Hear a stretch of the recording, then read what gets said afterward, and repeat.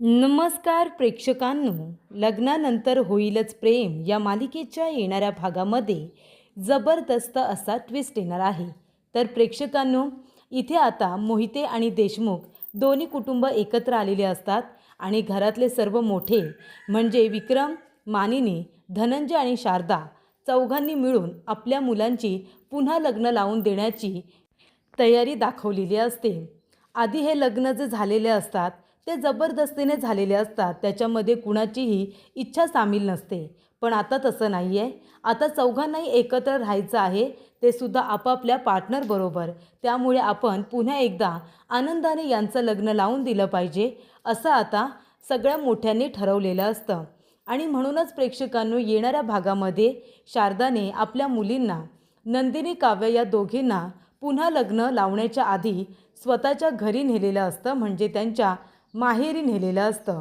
आणि तेव्हा प्रेक्षकांनो, इथे जीवा आणि पार्थ दोघेजणं आपल्या घरी आता दोघेजणच असतात. तेव्हा पार्थला रूममध्ये एकटं बघितल्यानंतर रम्याने आता खूप मोठा मूर्खपणा केलेला असतो. रम्याने काव्याचा ड्रेस घातलेला असतो आणि तिचा ड्रेस घालून इथे आता पार्थबरोबर तिने लगट करण्याचा प्रयत्न केलेला असतो. त्याला मिठी मारून इथे गालावरती किस करण्याचा तिचा प्रयत्न असतो. पण पार्थ हे अजिबात सहन करत नाही आणि तो आता रम्याच्या जोरदार थोबाडी देऊन तिला आपल्यापासून दूर लोटतो आणि तिला वॉर्निंग देतो की पुन्हा मला न विचारता माझ्या रूममध्ये यायचं नाही. आणि हा माझ्या काव्याचा आवडता ड्रेस आहे. पुन्हा तुम्ही जर हा ड्रेस घातला तर माझ्यासारखं वाईट मीच असेन, असं आता पार्थ रम्याला सांगतो. त्यामुळे इथे रम्याला त्याने रूममधून हकलून दिल्यानंतर इथे रम्या अजूनच वेड्यासारखी वागायला लागलेली असते. तर प्रेक्षकांनो, येणाऱ्या भागामध्ये कशा पद्धतीने या गोष्टी पुढे घडत जातात आपण सविस्तरपणे बघूया. प्रेक्षकांनो, इथे आता काव्या आणि नंदिनी दोघीही जणी आपापल्या इथे नात्यामध्ये खुश असतात. काव्या पार्थबरोबर तर इथे नंदिनी जीवाबरोबर. तेव्हा काव्य आणि पार्थ या दोघांनी ठरवलेलं असतं की आता आम्हाला डिवोर्स नको आहे आणि नंदिनी जीवाने सुद्धा ठरवलेलं असतं की आम्हाला डिवोर्स नको आहे. आणि तेव्हा इथे देशमुखांच्या घरी काउन्सलर आलेले असतात. तेव्हा काव्या खूपच जास्त घाबरलेली असते. ती विचारते की तुम्ही अचानक कसं येणं केलं? ती म्हणते, असं कसं येणं केलं म्हणजे तुम्ही विसरलात का? 6 महिनेच तुम्हाला एकत्र राहायचं होतं, मग आता 6 महिने पूर्ण झालेत. काय तुमचा निर्णय काय आहे तो मला सांगा ना. तुम्हाला डिवोर्स घ्यायचा आहे का? तेव्हा इथे सगळेजण एकत्रच म्हणतात की नाही नाही, आम्हाला डिवोर्स घ्यायचा नाही आहे, आता आम्हाला 7 जन्मासाठी एकत्र राहायचं आहे. तेव्हा मानिनी काकू म्हणतात, नाही नाही, आता तर तुम्ही डिवोर्स घ्याच. तेव्हा सगळेजण तिच्या तोंडाकडे बघतात. सगळ्यांना असं वाटतं की जी आई आम्हाला डिवोर्स घेऊ नका असं म्हणत होती, लग्नानंतर सुद्धा प्रेम होतं पण तुम्ही ते केलं पाहिजे अगदी मनापासून हे आम्हाला सांगत होती, ती आई आता म्हणते की तुम्ही डिवोर्स घ्याच म्हणजे. तेव्हा पार्थ म्हणतो, आई अगं पण आता आम्हाला एका नात्यामध्ये राहायचं आहे, मी नाही काव्याशिवाय राहू शकत. जीवा म्हणतो, आई अगं असं काय करतेस? कालच मला आणि नंदिनीला एकत्र बघून तुला आनंद झाला ना, आणि आज म्हणतेस की डिवोर्स घेतला पाहिजे म्हणून. नक्की तुझ्या मनात काय चालले आई? तेव्हा विक्रम काका म्हणतात की मला मानिनीचं म्हणणं पटतंय.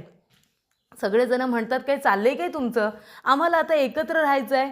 तेव्हा आम्हाला दोघांना एकत्र राहायचं नव्हतं, नंतर ह्या दोघांना एकत्र राहायचं नव्हतं, नंतर आम्हाला दोघांना डिवोर्स घ्यायचा होता, असं आता पार्थ नंदिनी म्हणतात. त्यानंतर आता आम्हाला एकत्र राहायचं आहे तर तुम्ही दोघेजण आम्हाला डिवोर्स घ्या म्हणताय. नक्की काय चाललंय तरी काय? तेव्हा धनंजय काका म्हणतात, अगदी बरोबर बोलतायत ते. हे लग्न आता तुम्हाला हवं असलं तरी आम्हाला नको आहे, डिवोर्स हा झालाच पाहिजे. तेव्हा सगळेजण आता इथे एकमेकांच्या तोंडाकडे बघतात. त्यांना कळत नसतं की आपल्या आईवडिलांना नक्की झाले तरी काय. आपल्याला आता एकत्र राहायचं आहे, आपला संसार नव्याने इथे आता फुलवायचा आहे, या गोष्टीचा यांना आनंद झाला पाहिजे, तर सगळेजण डिवोर्स घ्या डिवोर्स घ्या असं का म्हणतायत, असा प्रश्न त्यांना पडलेला असतो. पण इथे आता पार्थ म्हणत असतो की आई अगं हे सगळं काय चाललंय, मी काव्याशिवाय नाही राहू शकत, तुला माहिती आहे ना. जीवा म्हणतो, मी पण नंदिनीशिवाय नाही राहणार. तुम्हाला काय हे लग्न मान्य नाही आहे? आधी तर आम्हाला ओरडत होता डिवोर्स नका घेऊ म्हणून, तुमची नाती टिकवा म्हणून, मग आता अचानक काय झालं तुम्हाला सगळ्यांना? हे बघा, आम्ही काही तुमचं कुणाचं काही ऐकणार नाही, आम्ही डिवोर्स घेणार नाही म्हणजे नाही.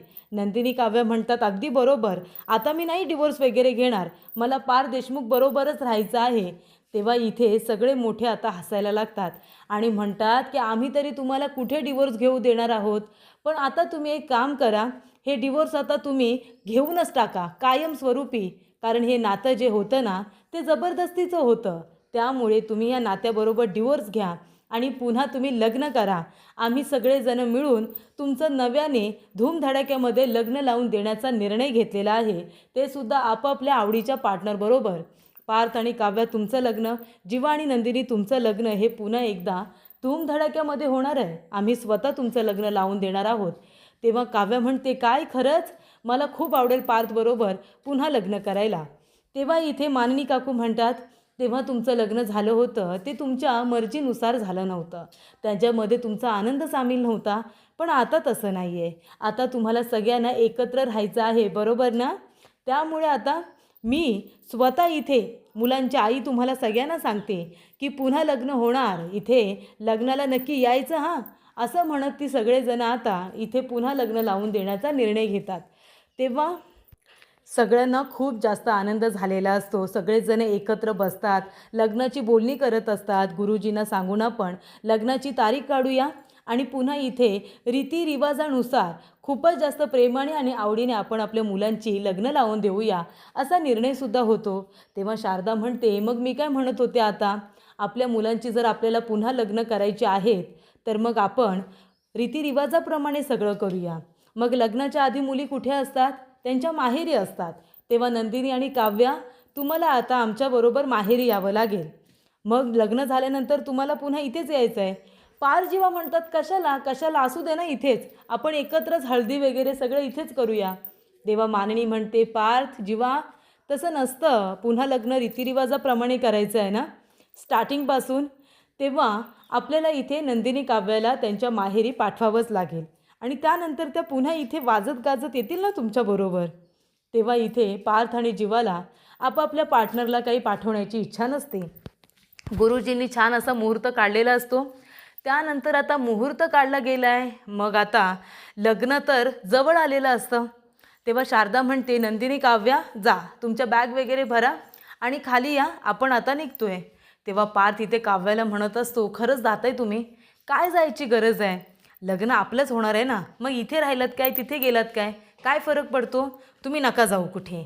काव्य म्हणते, देशमुख, आता परत मी येणारच आहे ना, काही दिवस आता शांततेत तुमच्या रूममध्ये राहा, नंतर तुम्हाला मी शांतपणे राहू देणार नाही आहे, कारण ही रूम माझी पण होणार आहे, बरोबर ना? त्यामुळे आता तुम्ही बॅचलर लाईफ तुमची एन्जॉय करा. मी आता जाते माझ्या घरी आणि परत लवकर परत येते ना, तुम्ही या छान पद्धतीने घोड्यावरती बसून मला घ्यायला. तेव्हा इथे काव्य आता पार्थला शांत करत असते, कारण का तो खूप इमोशनल झालेला असतो. तेव्हा त्याला थोडंफार हसवत असते. तेव्हा नंदिनीसुद्धा आता निघालेली असते. तर जीवा इथे लहान मुलांसारखाच करत असतो, मी पण येतो तुझ्याबरोबर तिकडे, तुझ्याबरोबर मी राहतो, मला काहीच प्रॉब्लेम नाही आहे. आता कुठे आपण एकत्र आलो होतो आणि लगेच आपल्या घरचे लोक आपल्याला वेगळं करत आहेत. नंदिनी म्हणते, जीवा, ते वेगळे करत नाही आहेत, आपल्याला एकत्र आणण्यासाठी वेगळं करतायत, हे पण बोला ना. तेव्हा जीवा म्हणतो, पण मला ते योग्य वाटत नाही आहे, काय गरज होती तुला तिकडे पाठवायची. तेव्हा प्रेक्षकांनो, इथे आता जीवा आणि पार्थ दोघेही काव्य आणि नंदिनीमुळे खूपच जास्त आता हळवे झालेले असतात, ते इमोशनल होतात. काव्य नंदिनी जायला निघतात आपापल्या बॅगा घेऊन. तेव्हा पार्थ तिथे काव्याकडेच बघत असतो, तो आता रडायलाच आलेला असतो. काव्य म्हणते, देशमुख, अहो रडताय काय? रडायला तर मी पाहिजे ना, पण तुम्ही का रडताय? पार्थ म्हणतो, मग काय झालं, मुलांना रडता येत नाही का? तेव्हा इथे काव्य आणि सगळेजणच हसायला लागतात. तेव्हा नंदिनी आणि काव्या दोघीजणी जायला निघतात. काव्या इथे पार्थला जाण्याआधीच घट्ट मिठी मारते आणि म्हणते, तुम्ही मला घ्यायला यायचं, मी तुमची वाट बघते. आणि मग आपण तेव्हा लग्न झालं तेव्हा आपल्या मनाने काहीच केलं नव्हतं ना, ह्या वेळेला सगळी कसर भरून काढायची. संगीत, हळदी, मेहंदी सगळं काही अगदी आपल्या आवडीनुसार होणार. कळलं का पार्थ देशमुख? तेव्हा पार्थला खूप आनंद होत असतो जेव्हा काव्या ह्या सगळ्या गोष्टी त्याच्यासाठी बोलत असते. तेव्हा त्यांनी तिला जाण्याची परवानगी दिलेली असते. काव्य आणि नंदिनी जेव्हा शारदाबरोबर आपल्या घरी जातात तेव्हा सगळ्यात आनंद झालेला असतो तो म्हणजे रम्याला. तेव्हा वसू म्हणत असते, रम्या, बघतेस ना, अगं तू इथे पार्थबरोबर लग्न करायची स्वप्न आता थांबव, चल आपण कुठेतरी सुट्ट्यांमध्ये जाऊया. कशी विचित्र वागायला लागलीस बाळा, अगं माझा गळा दाबलास तू, मला मारण्याचा प्रयत्न केलास तू, हे योग्य नाही आहे बाळा. तेव्हा इथे रम्या म्हणत असते, आई तू गप्प बस ग, शांत हो आता. तेव्हा गळा दाबला म्हणून मी तुझा सारखाच गळा दाबेन असं काही नाही आहे ना. आणि मी एकदम व्यवस्थित आहे, तू नको माझी काळजी करू. तेव्हा इथे आता खरं तर वसूला तिची काळजी वाटत असते. वसूला वाटत असतं ही अशी काय इतकी शांत का झाली आहे, कट कारस्थानं करते पण वेगळ्या पद्धतीने. तेव्हा रम्या म्हणत असते की आता बघच मी काय करते ते. आज रात्री पार्थ फक्त माझा होणार, फक्त माझा. तेव्हा इथे आता पार्थ कामानिमित्त स्टडीमध्ये असतो. त्यानंतर तो आपल्या रूममध्ये येतो. त्याच्या आधी रम्या त्या रूममध्ये आलेली असते. तिने काव्याचा फेवरेट ड्रेस, जो की पार्थचा सुद्धा फेवरेट आहे, तो ड्रेस काढलेला असतो आणि तो आता घातलेला असतो. काव्याचा ड्रेस, काव्यासारखी हेअरस्टाईल आणि तिच्यासारखी तयार होऊन ती आता रूममध्ये असते. तेव्हा ती पाठमोऱ्या रूममध्ये असते. पार्थ म्हणत असतो, काव्या तुम्ही आला आहेत का, काव्याचा आहात तुम्ही. तेव्हा तो इथे म्हणतो की काव्या तुम्ही खरंच आले आहेत. तेव्हा इथे आता काव्या जाऊन लपून बसते. तेव्हा पार्थ आता तिला बघत असतो आणि तेवढ्यातच काव्या पुन्हा मागून येते आणि त्याला मागून मिठी मारते. तेव्हा तो आता हात बघतो तर ते काव्याचे हात नसतात. तो म्हणत असतो की रम्या हे सगळं काय आहे. तेव्हा रम्या म्हणते, काय म्हणजे काय, अरे मीच आहे ना, काव्या म्हणालस ना तुम्हाला. तेव्हा पार्थ म्हणत असतो, तू काव्याचा ड्रेस घातलायस म्हणून मला तसं वाटलं, आणि हे सगळं काय आहे, तू काव्याचा ड्रेस त्यांना न विचारता, मला न विचारता का घातलास, तो आमच्या कपाटाला हात का लावलास रम्या. तेव्हा रम्या म्हणते, मग काय झालं पार्थ, काव्य तुला याच ड्रेसमध्ये खूप आवडते ना, मग मी का नाही आवडत तुला, माझ्यामध्ये काय कमी आहे सांग बरं, असं काय आहे त्या काव्यामध्ये जे माझ्यामध्ये नाही आहे सांग ना. तेव्हा पार्थ म्हणतो, काहीच नाही आहे, तुझी आणि काव्याची बरोबरी होऊ शकत नाही कुठल्याही बाबतीत. तेव्हा इथे आता रम्या म्हणते, पार्थ प्लीज तू आता माझा इन्सल्ट करतो आहेस हा. तेव्हा पार्थ म्हणतो, तुला जर तसं वाटत असेल तर त्याच्यामध्ये मला काहीच प्रॉब्लेम नाही आहे, पण तू अशा पद्धतीने माझ्या रूममध्ये यायला नको होतीस. तेव्हा रम्या म्हणत असते, पार्थ प्लीज तुला माहिती आहे माझं तुझ्यावरती किती प्रेम आहे आणि तू मला धुडकारतो आहेस, हे किती वेळा केलं आहेस तू माहिती आहे ना, पण तरीसुद्धा तुझ्याबद्दलचं माझ्या मनातलं प्रेम काही कमी झालेलं नाही आहे. मला तुझ्याबरोबर राहायचं आहे आणि तू मला तुझ्यापासून लांब करतो आहेस. त्या काव्याबरोबर तू परत लग्न करतो आहेस, त्या मुलीबरोबर, ती ॲरोगेंट मुलगी, तिच्यासोबत तुला लग्न करायचं आहे. मी तुझ्यावरती माझा जीव ओवाळून टाकते, माझं प्रेम नाही दिसत तुला. तेव्हा पार्थ म्हणतो, रम्या हे बघ मी तुला आधीच सांगितलं होतं, एकतर्फी प्रेमाला काही अर्थ नाही आहे. एकतर्फी प्रेम माणसाने करूच नये आणि केलं ना तर अपेक्षा ठेवू नये की ते सक्सेसच होईल. अपेक्षा नाही ठेवायची. हा जर समोरच्याही व्यक्तीच्या मनामध्ये तुझ्याबद्दल त्याच फिलिंग्ज असतील तर तुझ्या मनात आहेत तर ते सक्सेस होतंही.